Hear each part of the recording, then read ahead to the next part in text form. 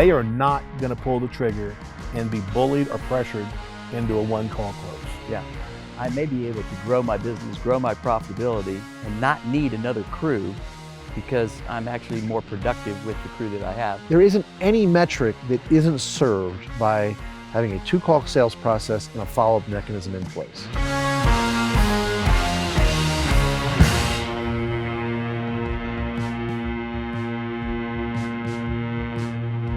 Do you guys think that the demographics are changing?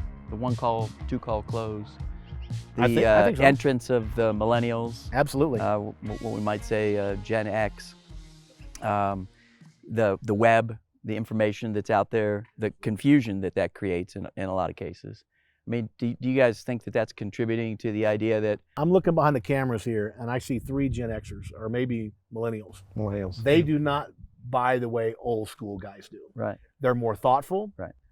By the way, a whole different topic. They're thinking about social impact and issues that I never considered buying stuff. Yep. Sure. But they're thinking about the social impact and global impact of their purchases, their activities in a way that probably, baby boomers never did. They are not going to pull the trigger and be bullied or pressured into a one-call close. Yeah. They're just not. Which supports the idea of your one-call presentation maybe adapting itself to include some of that stuff, right? And then the follow-up becomes crucial. So in other words, if it's flipped to 60% two-call close, because of the nature of how the consumer is driving the purchase decision, you got to be doing rehash. You got to be doing some sort of a follow-up system that works. One of the things that we do client. when we're doing the initial presentation, we measure the house. We don't do the load calc initially. Yeah. If we get to a situation that it's not a good opportunity, then we'll say, well, I got to go back, Mr. and Mrs. Homeowner, and do my load calc and get some. When can I come back and present to you again? You have a much better chance because the relation. Now you're someone they know coming back. You mentioned with the company you were working with that they're presenting the numbers, everything on that first call. If you're not going to sell on the first call, and you can typically find out through the classic intention statement, is there any reason you couldn't let me know tonight? Well, no, I'm not going to let you know tonight. I got 3 guys coming tomorrow. Well, then don't give away all the goods. Exactly. With wholesome information. You had some comments on that, Drew, I could tell. No, exactly. I mean, the top selling residential salesperson in the country, I just watched a video series with him last week. He was being interviewed by a colleague of mine, Tom Piscatelli. And so this gentleman, he's up in the Northeast, he's up in the New England area, and he sells $9 million a year, residential, right? Runs 1,000 leads a year. It's ridiculous. But a lot of it's tech-generated leads and service agreement customers and stuff like that. Still pretty good revenue per lead, though. He's crushing it. It's not too shabby. He's crushing it, right? 50% closing ratio, which is healthy. And he Average believes... ticket of 18,000, do the math. You got it. He believes if he goes above 50% closing ratio, he needs to raise his prices. And I'd say if you go above 75, raise your prices, right? Of all the leads that you run. Right. But he says it as well. He finds out during the call what's the customer's intentions, and then he sets it up to go back. He says it would be reckless of me to give this information to you and then ask you to present it to your wife or to your husband, right? Because I want to make sure that you all have equal opportunity to consider all this information, because this is a large investment. I mean, if you think about it, kids in college aside, this is like the 3rd largest purchase you ever get to make in your life, right? You buy the house, you buy the car. Most people don't have the pools and the boats and things like that. They're not making, large, extravagant jewelry purchases and swimming pools and stuff like that. But, you don't have to replace your roof unless the roof leaks. You don't have to replace your windows unless the windows leak. And you don't have to replace them all, right? But if your heating and cooling system dies, you got to replace it. Pretty much all or nothing. Right. And we're talking tickets now. I mean, to do it right, 10 to 20,000 easily. Easily, right? So customers are going to give a little bit of pause to this. It's interesting though. We've talked about it on the Ask the Experts calls, how during this pandemic that just, we're coming out of, that people were talking about running virtual sales calls. And I'm like, are you kidding me? Are you kidding me? You're gonna let the customer tell you how to do business? We're talking major surgery on their house. This is not the time to kind of take a shortcut, right? You don't know till you go. You don't know what the code issues are. You don't know what the health hazards are, the safety situations in the house. You don't know if the duct system's adequate or not, especially for today's technology, because yesterday's technology was not, was designed at a time, and duct systems were designed at a time when we didn't think about variable speed and staged equipment and inverters and modulating systems and so forth and so on. Yeah. So fast forward to today, I'm going to put a high efficient piece of equipment on a low efficient home and a low efficient duct system. I know a lot of contractors do, because that's what they want to do. They want to sell a box. Right. It's an easy way out. It's an easy way out. And so yes, if that's who the three of us are, if we're all box changers, then by all means, go play that game. But see, I'm not that guy. I'm the value builder. And I'm going to teach a customer how to buy and where value comes from. And I'm going to look and sound and feel different. And I'm going to come out with, like we talked in another episode, with the tools and technology and the math and the science and the facts and the data and the third-party articles that support my case, and just discredit you completely without bashing you as a contractor. Right. And I'll just say, I mean, you could do business with those guys, right? But here's, if we focus in on monthly payment as well, and we can fix a complete house for less than your cell phone bill. Right? And if we go that route and we teach customers that process, and we teach our contractors that process, they can make more with what they've got. And they can create a better experience for the customer. They get a better result for the customer. They get a better result for their company. They get a better reputation for their company. You know, there isn't any metric that isn't served by having a 2-call sales process and a follow-up mechanism in place. Correct me if I'm wrong, but if we do what you just said, I may be able to grow my business, grow my profitability, and not need another crew, because I'm actually more productive with the crew that I have based on your process that you just described. Guys are looking for work every day. I go into companies and I create backlogs. Okay, and that's a good problem to have. Okay, yeah, now you need the other crew. Yes, but you can solve every problem in your business. But if I couldn't find the crew, yeah, I'm looking at that just as a straight line problem. Yeah, it actually, the math works out every time. I want to comment on something you said about trying to present to a husband and then the husband trying to present to the wife, or something along those lines. I was on a call last summer. I was training a guy out in California for a client, and I was actually running the call to teach him. And it was a one-legger. It was the husband. But because I didn't want to schedule a follow-up, because that was my one chance to teach this guy, I wanted him to see the presentation. If I'd have been in a traditional situation in my company, I would have scheduled a follow-up. But I get down to the end. I'm probably 2.5 hours in, and I ask for the order. And the guy tells me, well, I got to talk to my wife. His name was Jesse. We had built a fantastic relationship. He was, I was living in California, grew up in Chicago, tough guy, south side of Chicago, came to California, was in a lot of trouble when he was a kid, came to California, cleaned up his act, went to work as a Department of Corrections cop, right? Did that for a number of years and got attacked in prison, and was so badly beaten, was in recovery for 2 years. I mean, it was terrible. But we had this conversation about that and parenting, and just, you know, I'm all about the relationship on the sales lead, right? When I go to closing, he says, of course, I got to talk to my wife. And I said, Jesse, because I had the relationship with him, I could have this conversation. You couldn't have this conversation in 45 minutes. I said, Jesse, let me ask you a question. When did you decide that you wanted to buy from me, that you would buy from me? We're at our conversation. He said, about an hour ago. I said, so you're telling me it took me an hour and a half to earn your trust, you know, that you would want to buy from me? He goes, yeah. I said, listen, how do you expect to be able to communicate that to your wife in 5 minutes? It took me an hour and a half. I said, Jesse, I haven't earned the right for your business yet. I get that. But I feel like I've earned the right to talk to your wife. Just give me a fighting chance. What do you say? And he said, okay. And we ended up having to get on the phone, and we closed the deal. When you have the relationship with people, you can ask them tough questions like, don't you think I've earned the right to at least talk to your wife, Mr. Homeowner? That's all about sales fundamentals 101, right? Yeah. Stuff that I learned from you 15 years ago, and you've taught to, you know, thousands of people. It's the basic element, right? You got to present in the best situations.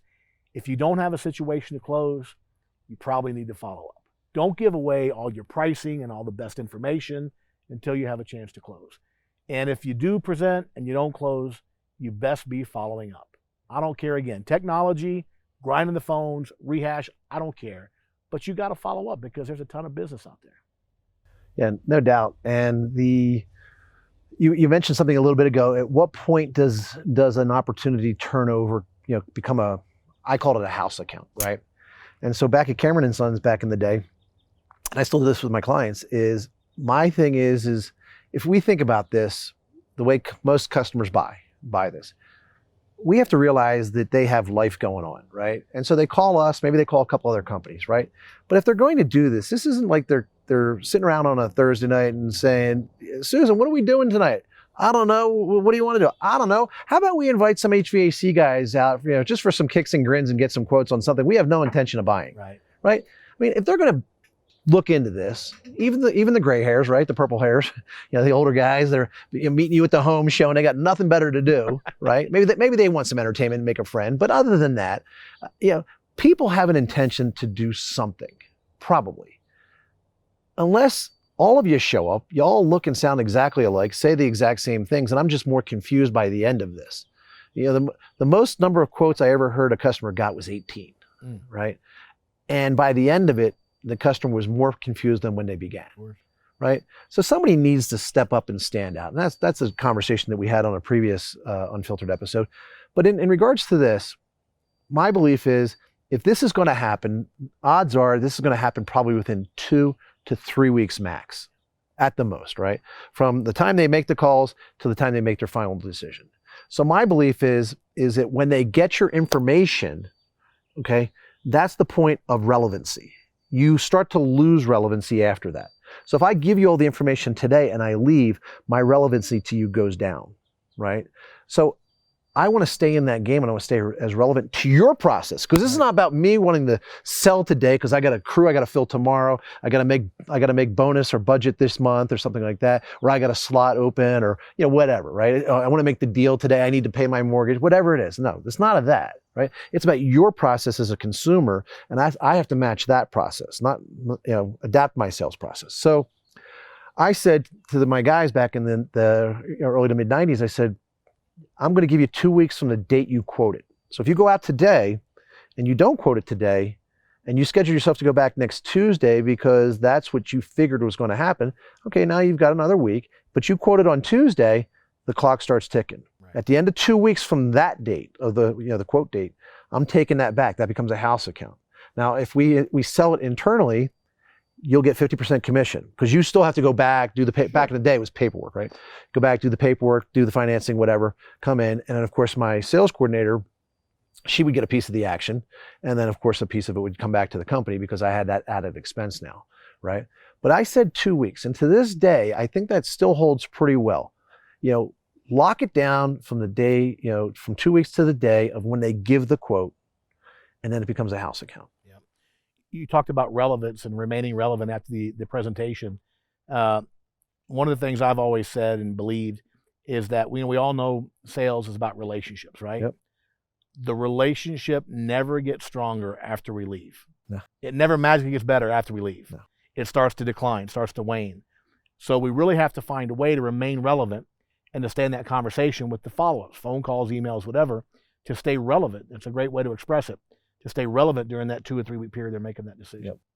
And we can't just drop off bids and take the low-hanging fruit because there's a whole lot of business out there on that second, third, fourth call. I mean, think about it this way. How many, I actually was out here with the company that you worked for, but after you had left, there was a gentleman by the name of Gary, and I went on a ride along with him. And he went in the house and he had given a lot of information on the initial visit, but we're on the second visit and he's actually going to give numbers this time. And he quotes the job to the guy, but he doesn't talk about any warranties and guarantees. And I was, I'm just listening. I'm in a ride-along situation. I'm just listening. I'm a little confused by it, but I'm listening. And the guy says, well, I got a quote from somebody else. And you know what? They're giving me a money-back guarantee. They're also giving me a no lemons guarantee. And he's going down through this list of stuff. And I'm sitting here listening to this and I'm like, that's us. That's our stuff. It's like, so Gary's like, now Gary's in defense mode, defending the price though. He's defending the number. And the guy's saying this to him. Gary, of course, doesn't know that there is no competitors in town that we're not, that we're doing this at that time. And we walk out of the call and I said, Gary, why didn't you talk about the warranties and the guarantees and that being us? And he says, well, we talked about it on the initial call. Oh my goodness. And I said, I understood that, but I said, the customer now thinks your value is assigned to somebody else. Right. And I said, here's the interesting thing about value. Okay. What I found, value is accumulative. We keep building these values, piles, if you will. Some people call them value stacks or value proposition, whatever you want to call it.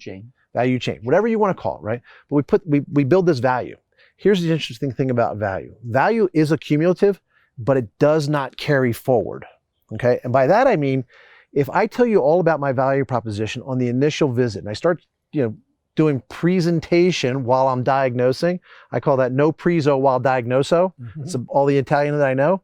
Okay, and I say, don't do that. Don't start prescribing solutions when you're diagnosing problems, because what happens is when you sit down to finally share findings and options with customers and do what people call the presentation and build all that value into it, and then talk about the price, what happens is they dismiss what they've already heard, where most salespeople won't even re-present it because they've already presented it in their mind. And people forget. And they forget, but you think I gave that to you. And here's what they think.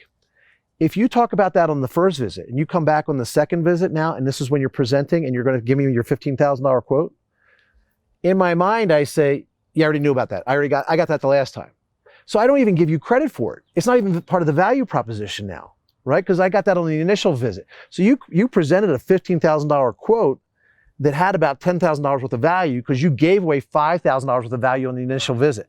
So think about this. Value is accumulative. It keeps building, but it doesn't carry forward from one call to the next. Right. Because in their mind, there's like, I already knew that. I already got that. So make sure when you start sharing this value proposition, do it all at once in proximity to the quoting of the price, and then wrap it in a blanket of security with all your warranties and guarantees. And your best bet is to do that with a small monthly number. Good stuff. Good stuff right there, man. You talk about little pearls of wisdom that are worth millions of dollars right Millions. there. No preso While diagnoso. diagnosing. That's really good stuff. No comprendo. Now you went straight to Spanish on us. We're Italian, man. Oh, no, I ain't Italian. I'm Irish and Scottish. What the hell I am. My wife got me one of those 23andMe things. I'm like, the DNA thing. I'm like, I'm not putting my in some database somewhere. She's like, you're already in there. I'm like, oh yeah. I've been there for 20 You're on the years. grid. I'm on the grid, right? You were in the grid. I always joke around with my background. Like if my wife dies in a plane crash, like in China, I'm probably going to jail for it. Right? They're going to find a way to link it back to me, right? Because there's a little history. So, guys, as always, I appreciate it. Great insight, great top knowledge, great teaching, great stuff, Drew. Thanks. Powerful, powerful stuff. It's the reason that you're Drew Cameron and I'm not. Thanks, guys. Thank you.